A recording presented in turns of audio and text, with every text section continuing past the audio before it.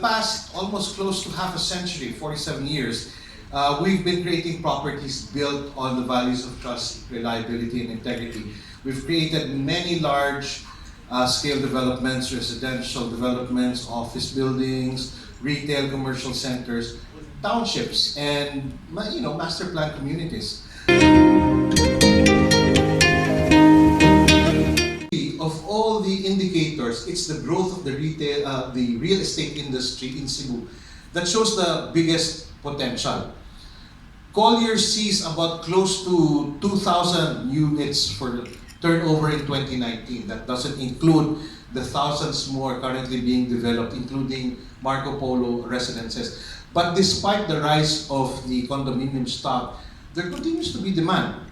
And again, it's driven by three things. First, leisure-oriented developments. Obviously, Cebu is known for its leisure development oriented developments, no?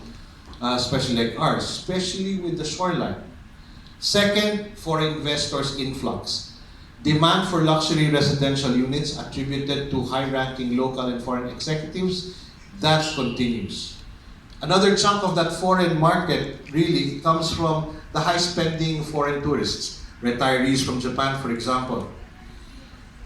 Third would be preference for luxury 3-bedroom condominium units. Luxury 3-bedroom condominium units in Cebu are enjoying high occupancy. Due, I think, to the continuing interest in Cebu as a long-term investment destination. No? More affluent locals are seeing luxury condominium projects as more viable investment options aside from the stock market. This indicates that the families are also moving to this type of condominium and sizes instead of having the standalone home units. So really, just to paint a picture of why we were here in Cebu and why we're talking about Marco Polo. Cebu, personally, is close to my heart. Not because of a girlfriend, when people are thinking girlfriend. It's because really, when I was first traveled out of my province, I'm from Baguio, the first province I went to was Cebu to attend a debut and prom. And ever since, I've been enamored by the city's freshness and the city's progressiveness. And hopefully, this project of ours will show you the same freshness and progressiveness that we have. So, thank you very much. I bring you the 5th tower of Marco Polo Residences, Park Place.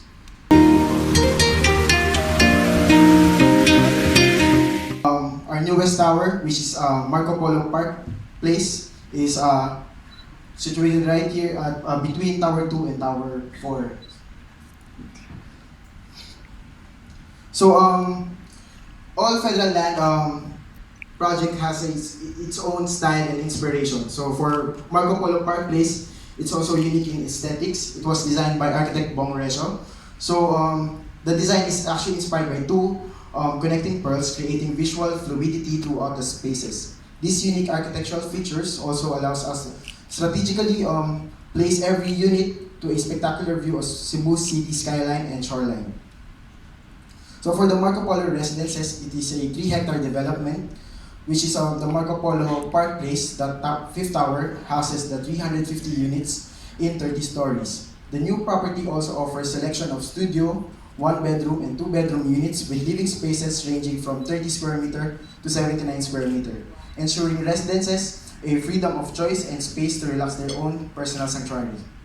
So for the floor plan, typically each floor has 14 units. This low density encourages the sense of privacy and security for our residences. To mention also, we have a 4 elevator, which is 3 passenger elevator and 1 service elevator for the convenience of all the users. And also we have, our hallways is naturally ventilated, so natural ventilation and light. So it actually makes the hallway more maliwalas. So that makes a lot of difference. For the unit layout, so next slide please. So for the studio unit, which is 30 square meters, so here's your main door, so kitchen area, the dining area, bedroom and living area. So you can actually just put a partition here. It actually makes it a 1-bedroom unit already. So we also have a balcony, and also we have a floor-to-ceiling window, and of course your common toilet and bath. So for one bedroom deluxe, we have a 41 square meter, which is, here's your main door. Your kitchen is actually isolated to control the odor. So your dining area, living, and a balcony. So we also have a floor to ceiling window here. And your bedroom area and toilet and bath, which also yung master's bedroom mo is also a floor to ceiling window. So for the two bedroom, 65.5 square meters. So here's your main door, your kitchen area, dining, living, and balcony. So we have a small hallway right here. So this is your common toilet and bath. Bedroom 2, and the master's bedroom also has a toilet and bath. So for two bedroom deluxe, which is the biggest unit for the Tower 5, 79 square meters. So we use your main door, a small foyer for your privacy.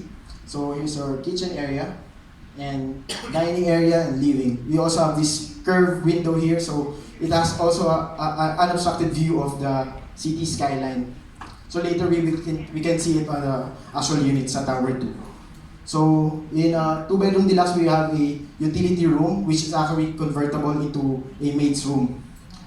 So we have a small hallway right here, your common toilet and bath, master's bedroom, which also has a own toilet and bath, and bedroom 2, and also a balcony. So what good about this layout also is we also have a ACCU room. So yung balcony mo is actually clear from ACCU. So nakatago yung aircon, yung outside, yung outdoor unit. So you can make use talaga yung balcony mo. So we also has a upgrade finishes, yung porcelain tiles, and also yung mga tiles namin is floor to ceiling. So for the amenities, actually hindi yan Disneyland, hindi yan Enchanted Kingdom, it's actually Marco Polo Residences amenities. So we have a wide array of amenities. Lahat ng activities na maisip mo, nandito na halos lahat. So if you're having a kids or adult ka, or meron lahat dito. For example, like yung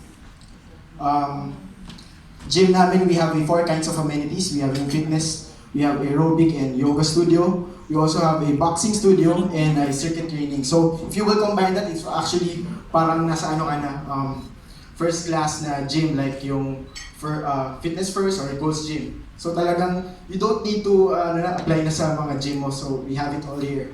For the kids area, we have a lot of play area here. We have an outdoor area. We have a play area, outdoor play area. We also have a indoor, and we also have daycare for the toddlers.